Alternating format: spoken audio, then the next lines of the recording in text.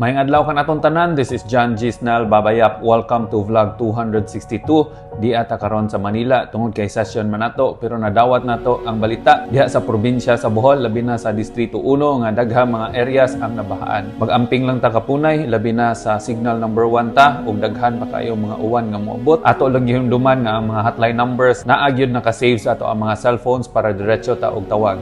Nagsagunson pod ang ato ang mga committee meetings karong adlaw gikan alas 8 sa buntag hangtod sa hapon. Dito ta sa Committee on Visayas Development, Games and Amusements na pagi-tribute to Juan Ponce Enrile. Diretso na pod ta sa Rules, sa Public Order and Safety. Kunya diretso na pod ta sa session.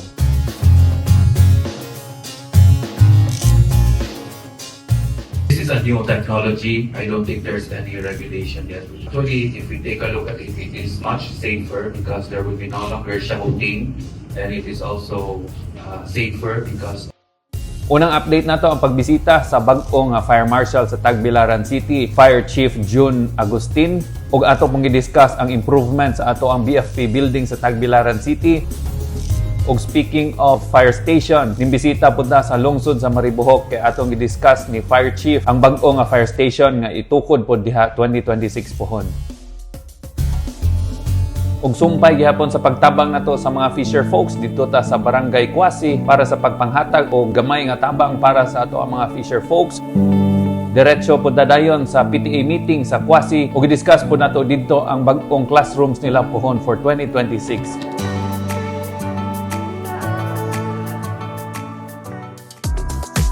Dito punta sa opening sa usa ka dako nga establishment sa lungsod sa Tubigon, ang Mang Inasal, kuyog ni Yorme Marlon Amila. Congratulations sa Du family, Uncle Edsel, Auntie Virgie Du, Iwi, ug mga kaubanan dinha sa Mang Inasal. Congratulations ug salamat sa pagpili sa First District sa lugar nga inyong gi-investan.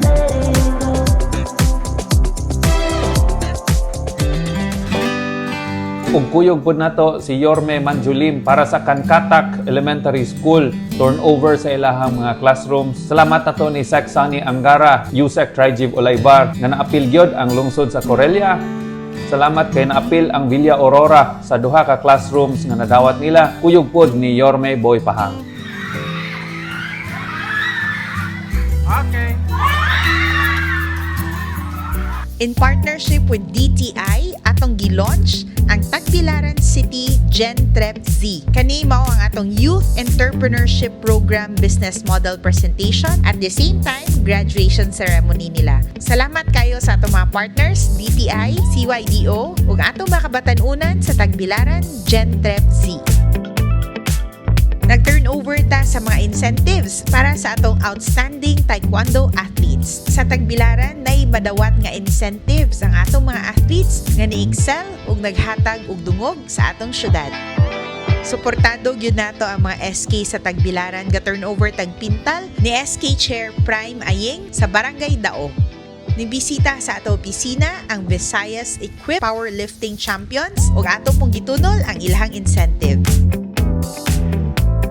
Successful pud kayo ang event sa National Museum of the Philippines Bohol in partnership with the Young Chess Masters Club. Province-wide chess festival siya, paghandom sa dula the first Press CPG Chess Festival. Ug dinhi ko to mga to ang vlog, Asenso pa more D1, amping ang tanan.